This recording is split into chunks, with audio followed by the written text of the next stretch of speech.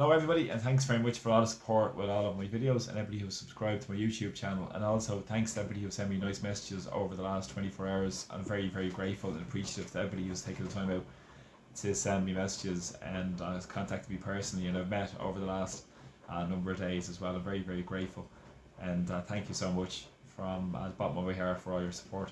And today I want to speak about the Irish general election, and there's two parts of it that I want to hone in on today. And one would be the voter turnout, which is at historical low proportions, and also we can look at the future composition of the government. I can talk briefly about the way things are going in Ireland at the moment. But first of all, I want to hone in on the voter turnout. In Dublin Bay South, the constituency that I ran in, the turnout was 47.5% of people that were registered to vote came out and voted, which I think is absolutely deplorable, because we've seen a huge, huge disconnection from the political establishment. More and more people. I was standing on a platform to bring power and democracy to get extended and brought back to communities where people feel they have a voice, have a say in the policy, and constitutionally, that is where the policy of the state should derive from the people of the state. And it is very important that this is being completely eroded through the loss of sovereignty to the European Union, where over 70% of our legislation comes from. And what happens with less people being engaged, in particular working class communities who are completely disengaged to a massive extent, well, not completely, but massively disengaged from the political system, because it doesn't represent their interests. We've seen years and years and years of degradation of our basic public and social services, which has led to catastrophic crises in housing, health, and many more crises we've seen with immigration, obviously most recently.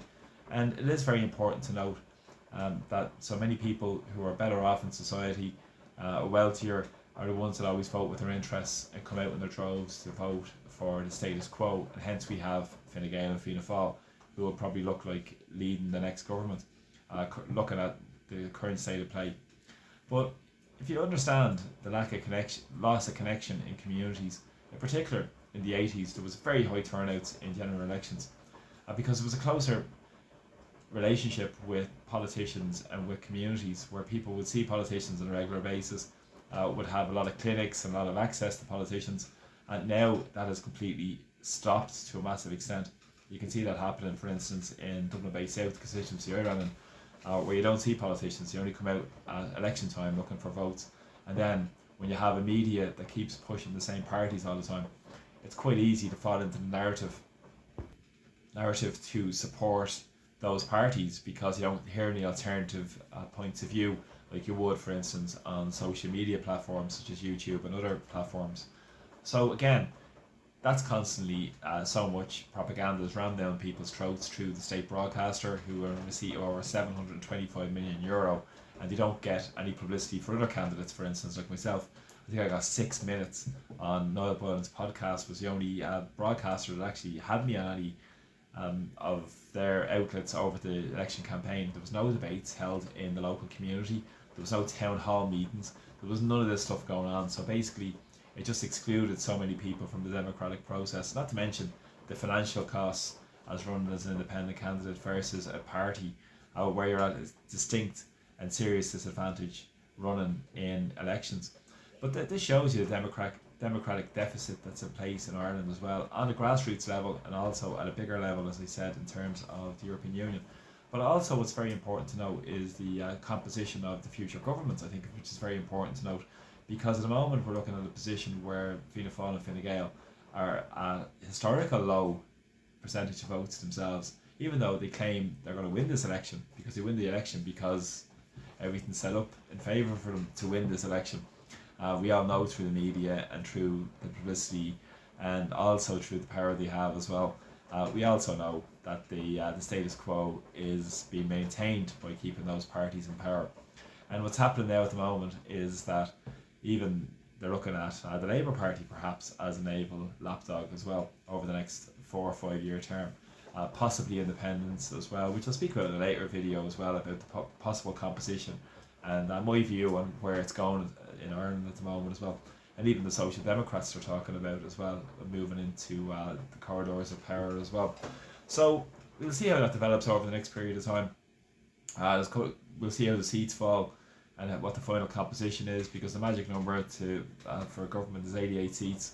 And my reckoning would be you would need in the mid 90s to be a secure government. But of course, international events and national events could have a huge ramifications on what happens over the next period of time in terms of their claims of stability, and that's what they've been pushing forward for the last number of weeks in terms of the government's message. And of course, we're going to be facing into maybe Micheál Martin as being a future the next Taoiseach as well, which I'm sure nobody is really enamoured by as well. So there's serious ramifications from the fallout of this election. But again, a lot of the apathy is by design. There's a lot of elements of society as well who people are doing quite well from the crises that so many people face. We see it the sharpest then where people are down in the streets. There's a lot of people who are profiting from the misery of people being forced into homelessness. And a lot of people have been sort of pushed into their own little bubbles where they're not really thinking about the whole sense of community. For me, everything should start and end with community, bringing people together, having events where people are actually meeting and engaging and integrating with each other and talking about the issues that impact their daily lives, such as lack of basic community centres, sports facilities, lack of access to public health nurses, access to special needs assistance, disability services, people facing eviction. These are huge social issues that we all face every day, and huge issues that should be resolved by the community. And as I said, the policy of the state should derive from the people of the state. So that fundamentally means that the people are sovereign.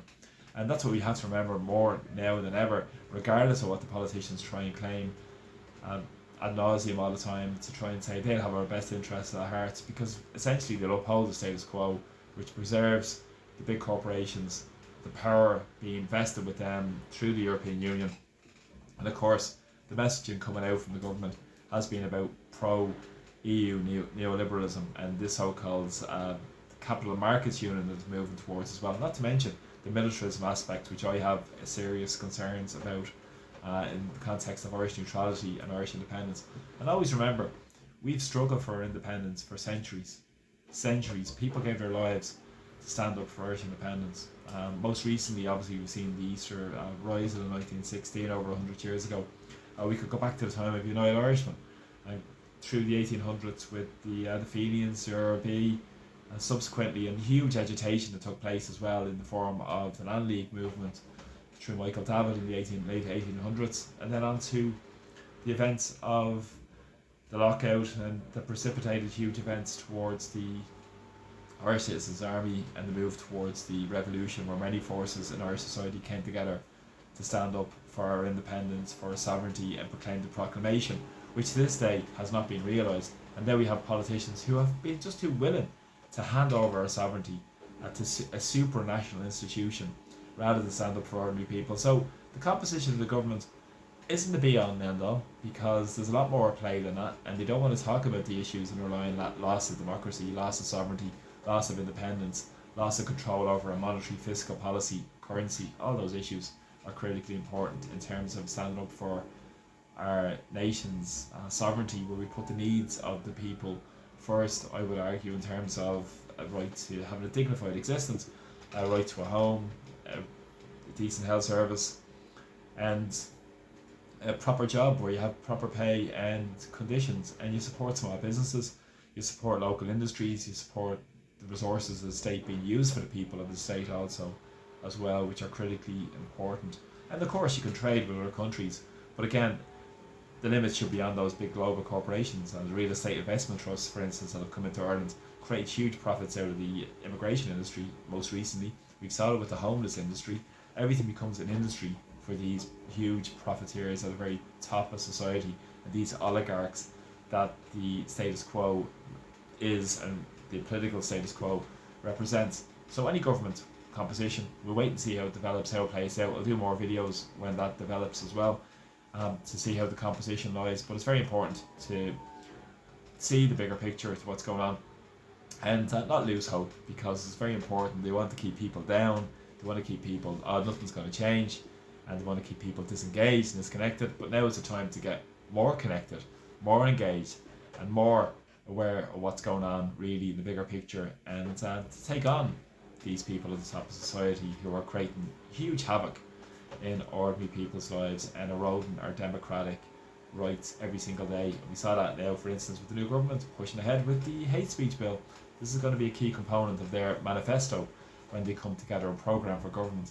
So again, thanks very much for the support of my videos, really appreciate it. Again, I'm very grateful to everybody who's kindly supported me over the last number of weeks in particular, through messages, through helping me through my GoFundMe. Without your own support, it wouldn't have been possible for me to stand as an independent, because I'm up against the political establishment and I'm not interested in the political establishment. We need to put a new vision for Ireland where we put the interests of the ordinary people first and paramount, and reclaim the proclamation and never forget our history, the people's history, and so many people in the past who struggled for our independence and our sovereignty. We're a proud nation and we're a strong nation, and we need to stand up as ordinary people to put the needs of the people first and to bring democracy right back to all of our lives, right back to all of our communities, towns, villages, cities, all around Ireland as well, and all our rural communities too as well. So I really appreciate the support. Please press subscribe to my YouTube channel, and I'll talk to you all soon. Slán, take care, bye bye.